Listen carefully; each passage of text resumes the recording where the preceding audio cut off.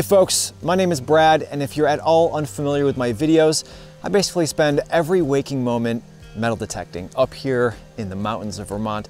And you know, I've been doing this for quite a few years, and it's been a while since I was so excited about going to a place that I couldn't sleep the night before. But this unassuming corner of a clover field is one of those places. This is the place I found my very first US large cent, British coin, state coin, my oldest coin in the US to date, 1695. First shoe buckle, first knee buckle, you name it, I probably found it here first. So I am so excited to be back, but of course there's a catch. I can only be here for about 2 hours today before I have to leave. So I'm not gonna waste any more time talking. I'm gonna get out my metal detector, see if we can find maybe a few more firsts here in the clover field. Well, so far, lots of buttons, and I just got a very unassuming target. It was in the 60s. And right here, maybe you can see, we have half of a disc. And I just gave it a little bit of a rub. I had a suspicion. And right there, hopefully you can see this is the bottom of a bust. There's a little ponytail right there of what would have been, I believe, a King George. British coin. So unless this is a Connecticut copper or maybe even a Vermont copper, this is more than likely, judging on the direction the man is facing, as a George II British halfpenny. And they would have cut these with a chisel or maybe a big pair of snips just to make change. So this would have been half of a cent back then, but obviously cents were worth more than they're worth now. It's hard to say what the buying power of this would have been. People always ask, and it really depends on where you were, what the farmers around you were growing. They would have missed this for sure. That's a great find. Not only because it's a coin, but because it was cut, it has a story to tell. Let's see what else we can find here. Beautiful. Well, I found a fragment of this earlier, and I was fairly certain it was part of a shoe buckle frame, but I just found another piece of it, and it's clearly not what it is.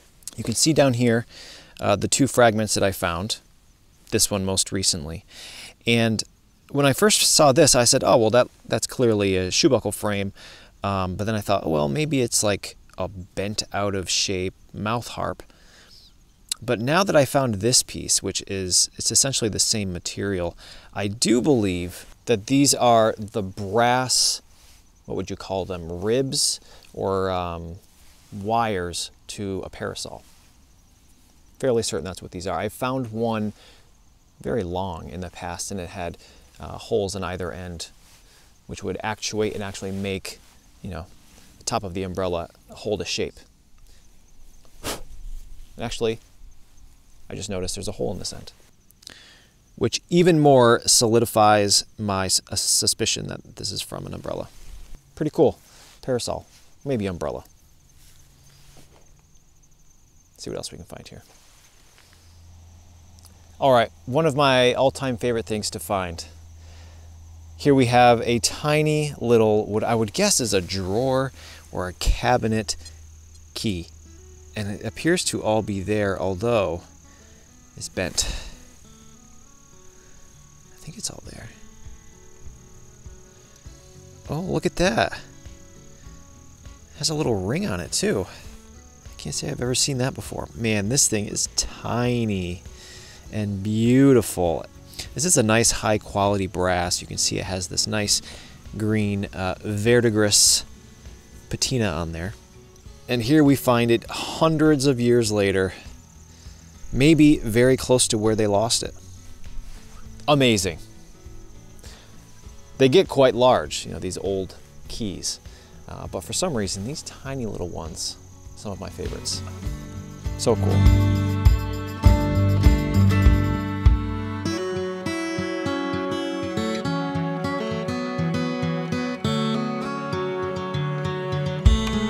Now, projectiles, you know, bullets, are not an uncommon find up here in the mountains, especially fields like this. You know, people still come out here during hunting season, shoot deer and turkey.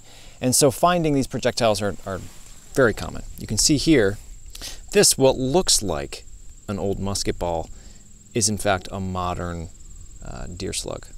But this, hopefully you can see, is in fact a very old musket ball. It made impact with something. It's a little flat on that side. But this could very likely belong to the occupants of this site, 1700s. Fortunately, it's hard to tell for sure, but finding one of these is always a little bit more exciting than finding one of these, because they sound beautiful on the metal detector, like a coin. Got a little handful of these already today. Musket balls and deer slugs. Man, look at that view. So I just found a pretty common artifact, places of this age, but every time I find one, I'm excited about it because it's just such a personal object. This one unfortunately looks a little bit busted. Okay, a lot of it busted. I can't tell if it's a tailor's. I think it is a tailor's thimble, and so you can see that the top is completely gone, and that was by design.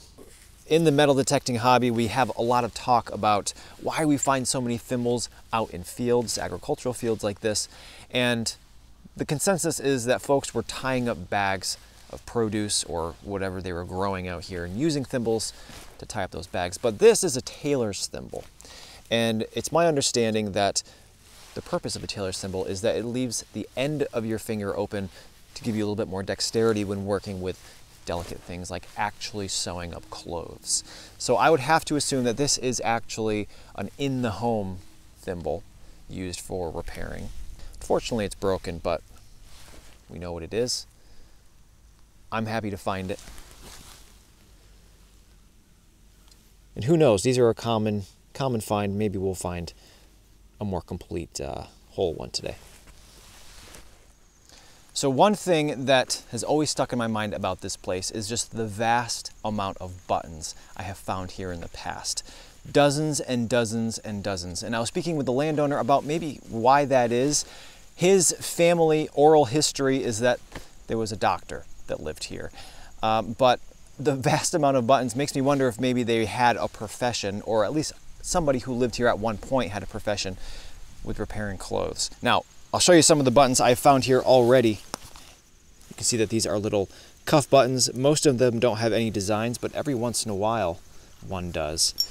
You have these giant style coat buttons. But one thing that strikes me is many have gold plating on them. Very expensive looking buttons. And this one I just found in the hole that we're sitting at here is no exception. Look at this. Beautiful big floral design. To tell the truth, right when it came out, I thought it was going to be an important military button. It isn't. It's a civilian floral button. But man, look at that thing. Leaves and flower petals and filigree all over the place. If I had to guess, 1860 to 1880, maybe a little bit later than that. I know I'm going to find more here today. I'll show you any of them that I find particularly interesting, like this one. Let's go see if we can find some more. Well, I just got fooled. Right over there, I got a beautiful target on the metal detector. It was a 93. Got all the cameras out, turned them on, dug it up with you, the audience, and it was a modern quarter. Is it modern? Is it a modern quarter? It's kind of what it looks like. It is. Got the exact same target right here. 30 seconds later, I said, you're not fooling me again. Just dug it up, and you can see how shallow it was. I'm pretty sure this is an old copper coin. Look how deep it was. It just barely under the surface.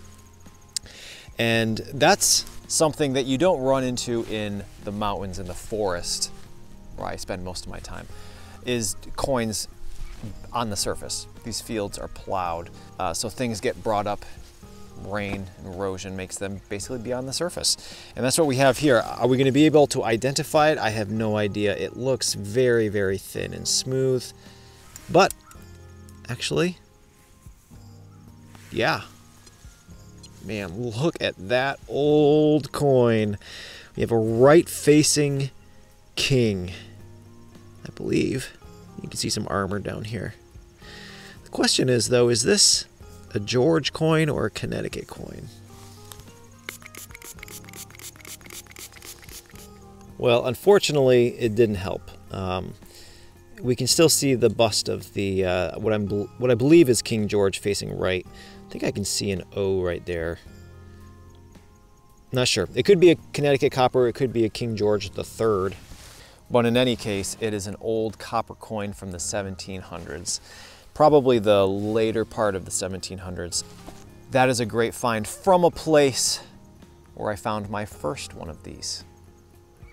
I don't know how many this makes it for me now, this many years later, but I'm just about as excited now as I was when I found my first one. Man, everything about this place, the view brings back memories of the first time I was here. Let's see if we can find a few more things here.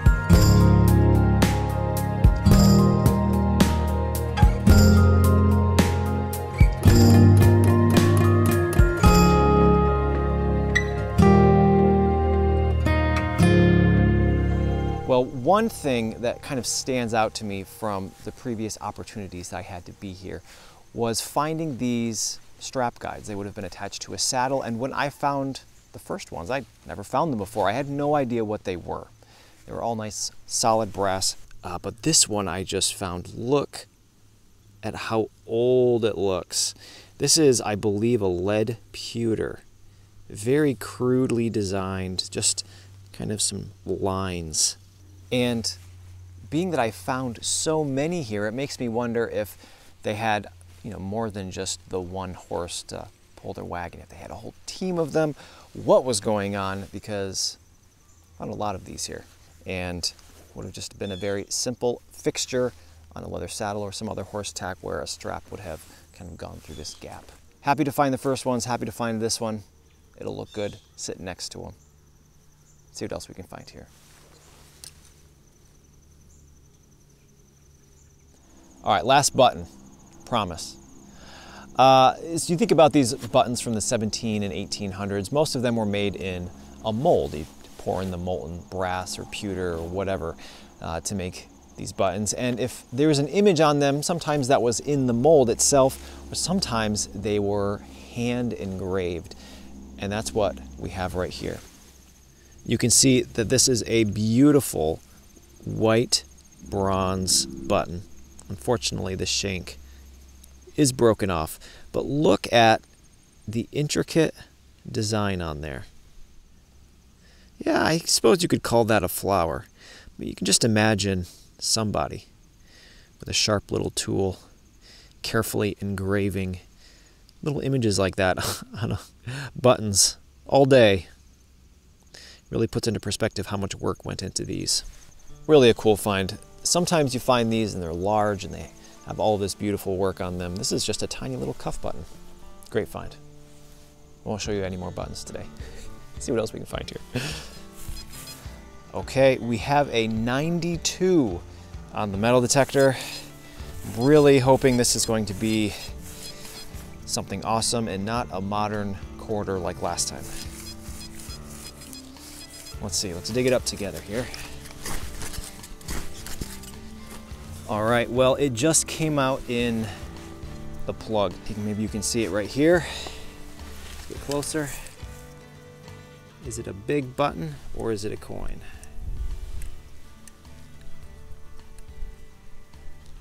I believe that is a coin. I'm gonna get my spray out.